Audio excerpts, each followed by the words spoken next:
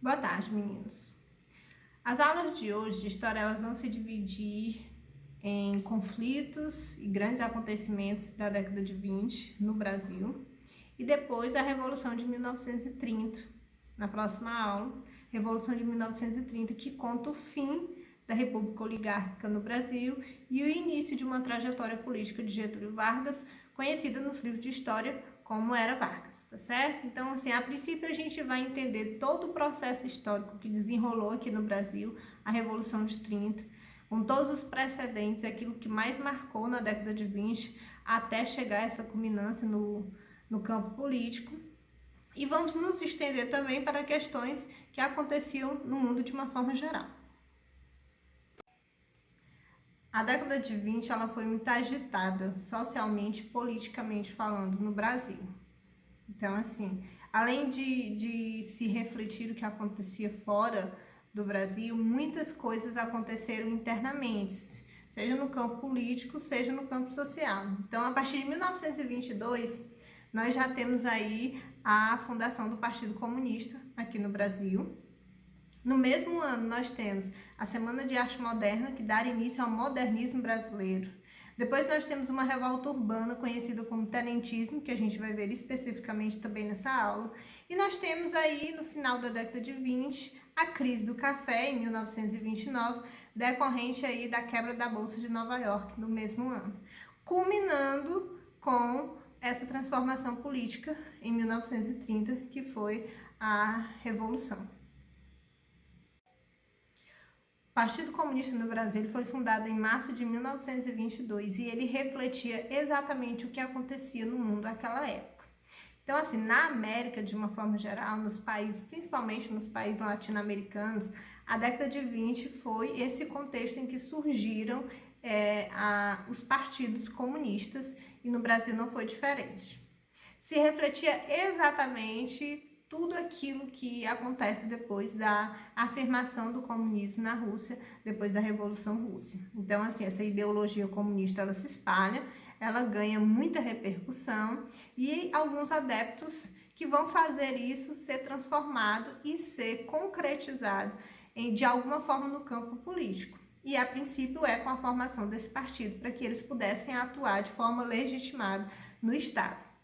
Esse Partido Comunista no Brasil, ora ele vai ter legitimidade, ora não, porque a gente vai ver aí, por exemplo, governo de Getúlio Vargas, ditadura militar, quando esse partido comunista vai ser, de certa forma, perseguido, vai ser extinto, vai ser deixado de lado, e eles ainda assim continuam atuando clandestinamente, mas a gente vê essa oscilação.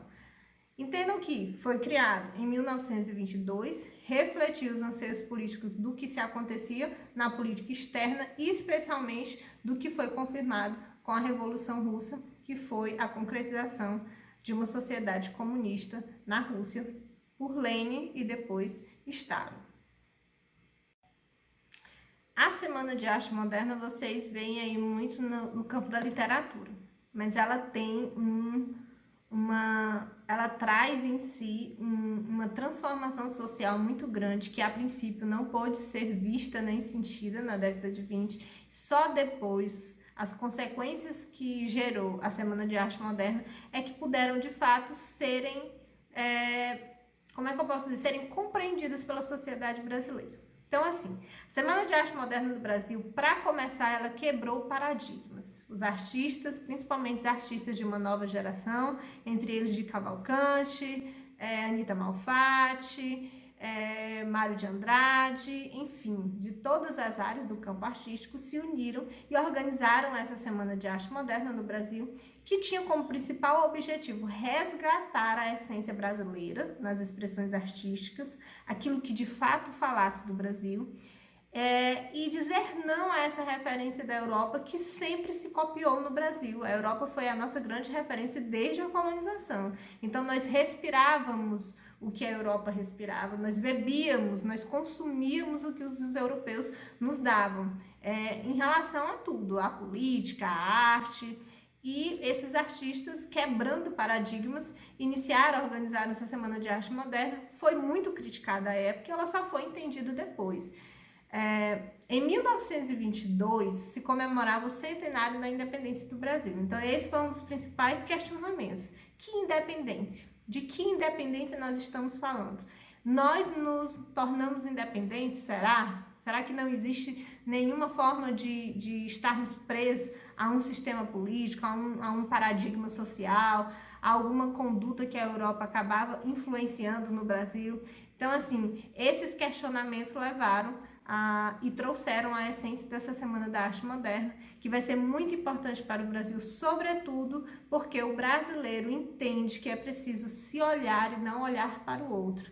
E quem nos proporcionou isso foram os artistas dessa época, foi o campo da arte. Então passaram a pintar elementos genuinamente brasileiros, como por exemplo os nossos índios, as nossas matas, foram muito retratados nesse período da Semana de Arte Moderna aqui no Brasil. O tenentismo ele faz parte dessas revoltas que nós estudamos ao longo desse processo de Primeira República, né, da República Velha, só que é uma revolta um pouco diferente, porque é uma revolta urbana e é uma revolta que tem um grupo muito específico, que eram os tenentes, né? Esses tenentes, eles reivindicavam melhores condições na política, porque eles estavam extremamente insatisfeitos com a questão da república oligárquica, com esse jogo político sujo.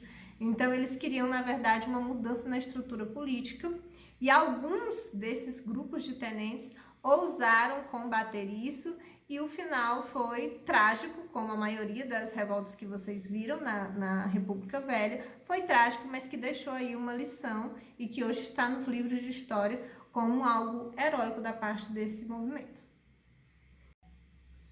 Nós sabemos que a República no Brasil ela tem início pelas mãos dos militares.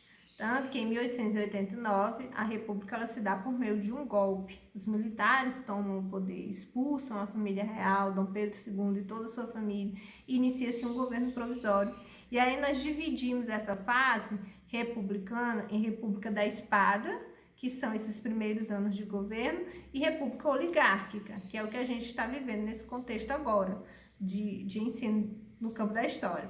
Então, assim, essa primeira fase, ela era muito lembrada pelos militares de uma forma geral no Brasil, porque os dois primeiros presidentes eram militares, o Marechal Deodoro da Fonseca e o Floriano Peixoto. Então, assim, esses tenentes inspirados nessa primeira fase da República, queriam acabar com esse coronelismo, com o voto de cabresto, eles tinham críticas ferrenhas a fazer, principalmente com o jogo político, da política do café com leite, e queriam transformar essa situação política. E aí iniciou-se com um grupo muito pequeno essa revolta chamada de tenentismo. A cada ano eleitoral em que se chegaria ao poder um novo presidente da República, essas questões elas eram levantadas. Essas reivindicações elas eram aguçadas, principalmente dentro do Exército. Então, em 1922, que seria a eleição, que foi o ano de eleição, seria a saída do presidente Epitácio Pessoa, que se cogitava já a ideia do Arthur Bernardes pela questão do acordo da política do café com leite. E nesse desenrolar político, em que existe uma briga, a princípio muito timidamente, do Exército, mas depois alguns grupos desse Exército se destacam nessa reivindicação, eles começam a contestar isso e a fazer de tudo para que isso não acontecesse, não se perpetuasse esse jogo político. Mas, infelizmente, em 1922, esse acordo era um acordo que era sagrado no Brasil. Os estados se uniam, mas não só São Paulo e Minas Gerais, outros estados que tinham esse acordo político, que eram favorecidos politicamente por esses dois estados, eles se uniam e elegiam de fato quem eles queriam. No caso, a vez foi do Arthur Bernardes, que foi eleito em 1922. Essa revolta dentro do grupo do Exército, ela é inflamada, principalmente quando se começa a divulgar algumas cartas no Brasil, que seriam, na época, foram atribuídas ao presidente Arthur Bernardes. Então, este presidente que se elegeu, que já tinha sido presidente do Brasil, inclusive, atribuíram essas cartas a Arthur Bernardes, que negou, obviamente, que teriam escrito essas cartas. Essas cartas possuíam críticas a Hermes da Fonseca, que também já tinha sido presidente do Brasil, e que teve e continuava tendo muito apoio dos militares, especialmente dos tenentes, porque ele teve sempre uma base militar. Então, o que aconteceu? Depois dessas cartas divulgadas, eles começaram a se inflamar nesse sentido de revolta e de depor esse presidente, queriam tirar o presidente à força, mas é preciso que vocês entendam que aqui nós estamos falando de tenentes, de capitães, de pessoas da baixa patente. Na verdade, a alta patente do exército, ela não se envolve nessa revolta, muito pelo contrário. Alguns até reprimiram esses tenentes. Então, nós estamos falando de uma revolta urbana, mas de uma revolta em que o exército até se envolve, mas não completamente, apenas os tenentes, apenas os que compõem ali a baixa patente do exército. Além de tenentismo, vocês vão ouvir os 18 do Forte de Copacabana, né? A revolta dos 18 do Forte de Copacabana. Pois é. Como é que se dá o desenrolar e o estopim e, ao mesmo tempo, o fim dessa revolta? Quando eles estavam no quartel, em Copacabana, aproximadamente 300 militares, na maioria tenentes, e que eles começam a discutir e a querer tomar o poder à força do presidente. E nessa discussão, a revolta começa ali mesmo, muitos entram em conflito. O próprio presidente do Brasil já tinha mandado as Forças Armadas para reprimir essa revolta.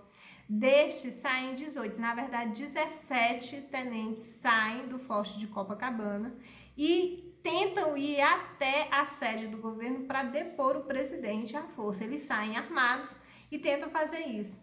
Por que aí a história conta os 18 do Forte de Copacabana? Porque nesse percurso um civil acabou que presenciava os fatos de longe, mas acaba se envolvendo e querendo lutar ao lado desses 17 tenentes, por isso que na história fica conhecido como os 18 do Forte de Copacabana, que é o civil Otávio Correia. E eles são, na verdade, reprimidos antes de chegar na sede do governo, lembrando que era Rio de Janeiro, a capital do Brasil, nessa época ainda era o Rio de Janeiro, e eles são reprimidos e são mortos ali mesmo. Não todos, 16 foram mortos, sobreviveu apenas 2, porque as Forças Armadas já tinham ido reprimir essa revolta em nome do presidente do Brasil.